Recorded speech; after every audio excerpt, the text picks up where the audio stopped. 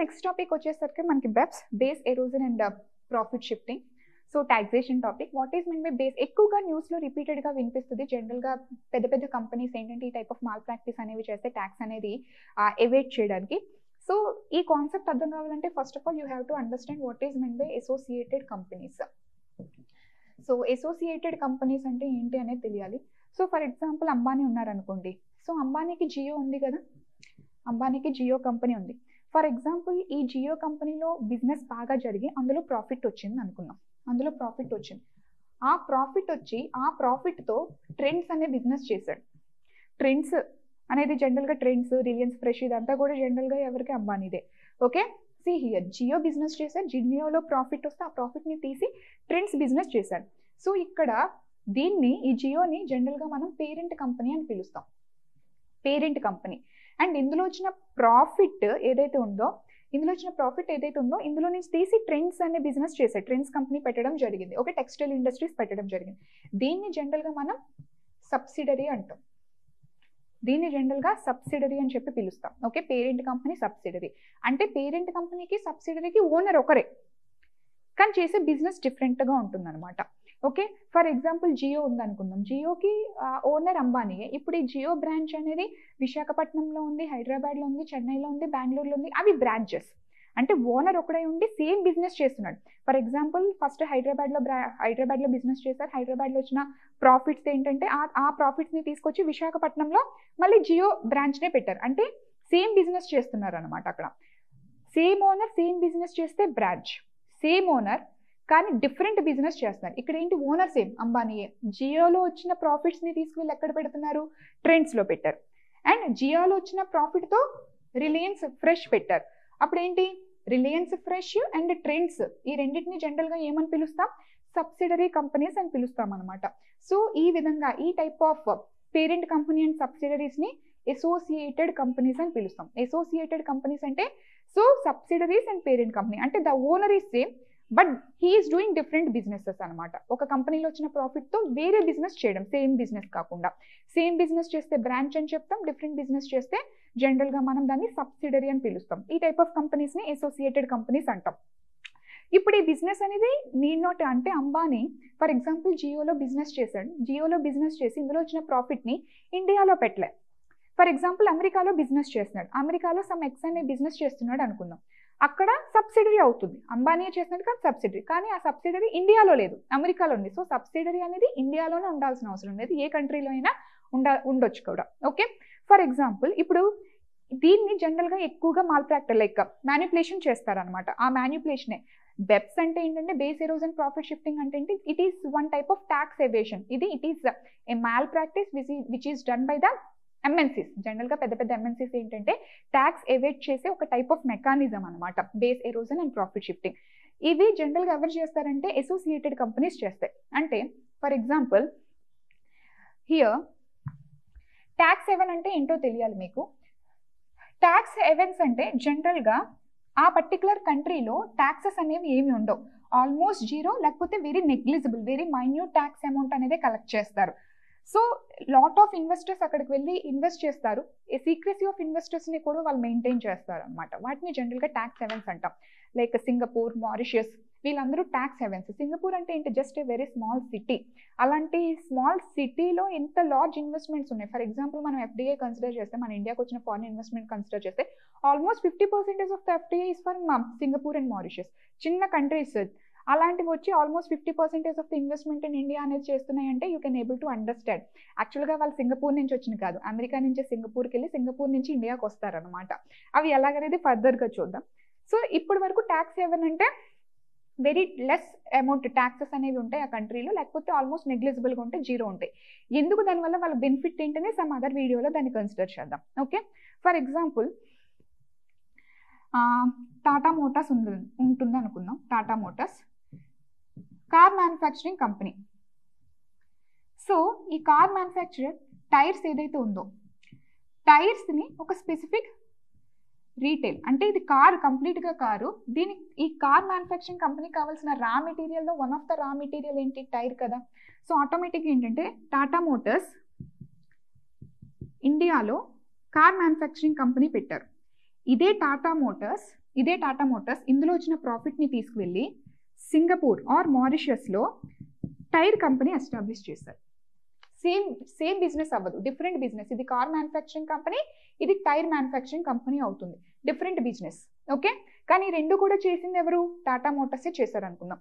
So Tata Motors car manufacturing company ఇండియాలో ఉంది, and అదే టాటా మోటార్స్ యొక్క టైర్ మ్యానుఫ్యాక్చరింగ్ కంపెనీ మారిషియస్లో ఉంది. మారిషియస్లో ఈ రెండు ఎవరివి? టాటా మోటార్స్వే.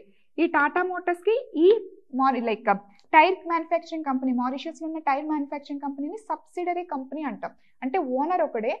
ఓకే, సో ఈ పేరెంట్ కంపెనీలో ఉన్న ప్రాఫిట్స్ని తీసుకొచ్చి ఫారిన్ కంట్రీలో పెట్టాడు అనమాట. It is the subsidiary company of Tata Motors అనమాట.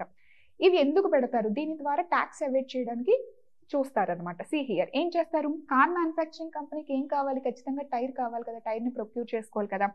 సో ఫర్ ఎగ్జాంపుల్ వీళ్ళ కంపెనీ నుంచి ఎవరి నుంచో ఎందుకు కొనుక్కుంటారు? వాళ్ళ కంపెనీ నుంచే వాళ్ళు కొనుక్కుంటారు. బట్ ఇది ఒక సెపరేట్ కంపెనీ, ఇది ఒక సెపరేట్ కంపెనీ.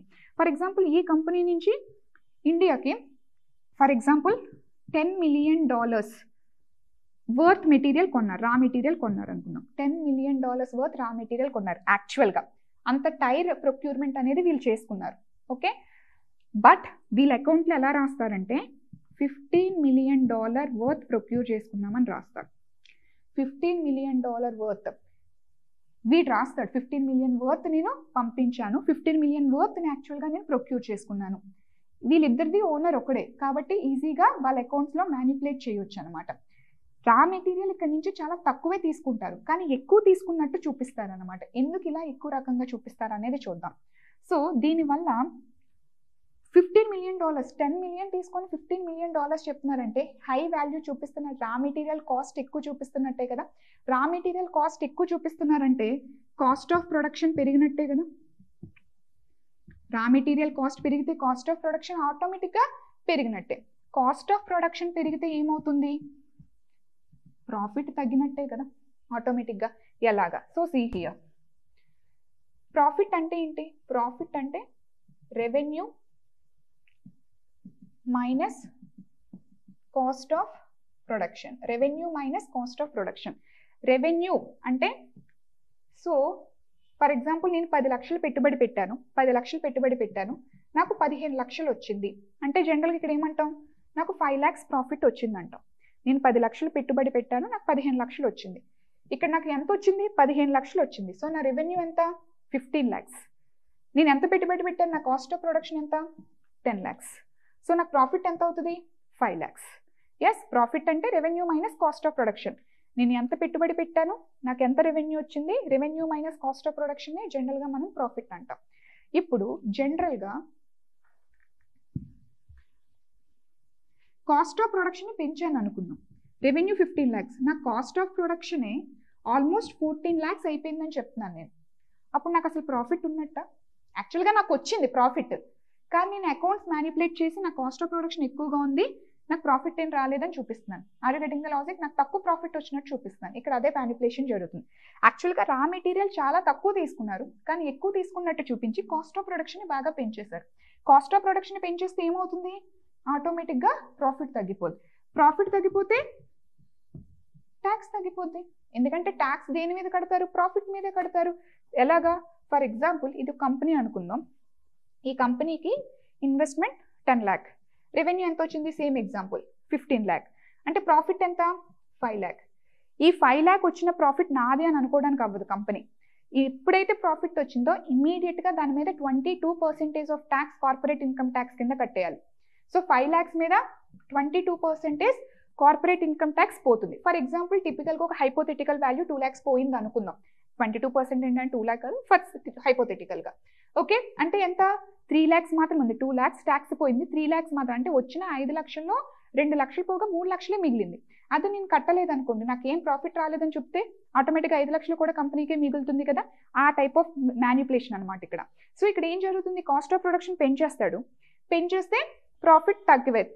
సో తక్కువ ప్రాఫిట్ అయినప్పుడు ఆటోమేటిక్గా కట్టాల్సిన ట్యాక్స్ అనేది ఆటోమేటిక్గా తగ్గిపోతుంది.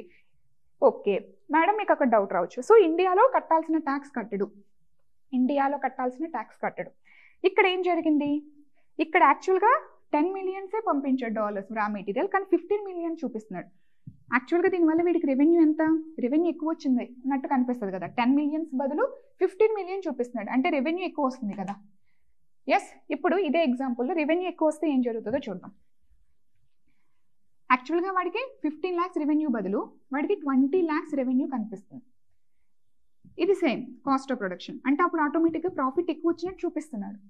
ప్రాఫిట్ ఎక్కువ వచ్చినట్టు చూపిస్తున్నాడు. రెవెన్యూ ఎక్కువ వచ్చిందంటే ప్రాఫిట్ ఎక్కువ వచ్చినట్టు, అంటే ఇక్కడ కట్టాల్సింది ఎక్కువ ట్యాక్స్. అంటే మారిషియస్లో వాడు ఎక్కువ ట్యాక్స్ కట్టాలి, కానీ కట్టాడు కదా, ఎందుకంటే మారిషియస్లో అసలు ట్యాక్సే ఉండదు కదా. మారిషియస్లో అసలు because there was a tax havens, కట్టాల్సిన దగ్గర నాకేమీ రాలేదని కట్టడం మానేస్తాడు. ఇక్కడ ఆటోమేటిక్గా ఇక్కడ ఎంత ఎక్కువ ట్యాక్స్ చూపించినా ఇక్కడ 0% ఏమీ కట్టడు. సో ఈ విధంగా కంపెనీస్ అనేవి ట్యాక్స్ ఎవేట్ చేస్తాయి. ఈ టైప్ ఆఫ్ మ్యానిపులేషన్లే BEPS, base erosion profit shifting. ఇప్పుడు చూడండి టెర్మినాలజీ. బేస్, ఇక్కడ బేస్ అంటే ట్యాక్స్ బేస్. ట్యాక్స్ ఎక్కడ కట్టాలి, ట్యాక్స్ బేస్ ఏంటి, India. Tax base, base erosion, ఇక్కడ ఎరోడ్ చేసేస్తున్నాడు, కట్టాల్సిన దగ్గర ఎరోడ్ చేసేస్తున్నాడు. ప్రాఫిట్ షిఫ్టింగ్ ఎలాగా, ఇక్కడ వచ్చిన ప్రాఫిట్ని ఇక్కడ వస్తున్నట్టు చూపిస్తున్నాడు. ప్రాఫిట్ షిఫ్ట్ చేస్తున్నాడు యాక్చువల్గా, బికాస్ ఇక్కడ రా మెటీరియల్ ఎక్కువ వచ్చినట్టు, ఎక్కువ ప్రొక్యూర్ చేసుకుంటున్నట్టు చూపిస్తున్నాడు అనమాట. సో ఇక్కడ కాస్ట్ ఆఫ్ ప్రొడక్షన్ ఎక్కువ చూపించుకుంటూ నాకు తక్కువ ప్రాఫిట్ వచ్చింది అని చెప్తున్నాడు. ఇక్కడ రాలేని దగ్గర ఎక్కువ ప్రాఫిట్ చూపించుకుంటూ ఇక్కడ కూడా కంప్లీట్గా టోటల్గా ట్యాక్స్ అనేది ఎవేట్ చేసేస్తున్నాడు. This is a type of manipulation of companies. యాక్చువల్గా ఈ రకంగా ట్యాక్స్ ఎవేషన్ చేస్తారు. ఇది ఆ టైంలో 2 years బ్యాక్ చాలా ఎక్కువగా న్యూస్లో ఉండేదన్నమాట. ఇందులో ఇదొకటేంటి, సో ఎకానమీ చదువుకుంటే ఎకానమీని ఎలా స్ట్రెంథెన్ చేయాలి అనే దానికన్నా ఈ రకంగానే ఎంత మ్యానిపులేషన్ చేస్తారో చాలా క్లియర్గా అర్థమవుతుంది అనమాట. పెద్ద పెద్ద కంపెనీస్ దే ఎవేట్ ద ట్యాక్సెస్. యాక్చువల్గా ఇండియాలో ట్యాక్స్ బేస్ లేకపోవడానికి పెద్ద పెద్ద మ్యానిపులేషన్స్ చేసేవన్నీ పెద్ద పెద్ద కంపెనీసే, కట్టాల్సిన ట్యాక్స్ కట్టకుండా మొత్తం ఎవేట్ చేసేస్తారు. అయితే వీటిని అడ్రస్ చేయడానికి Indian government lot of steps అయితే తీసుకుంది. Will see in further classes. Okay, yes, thank you.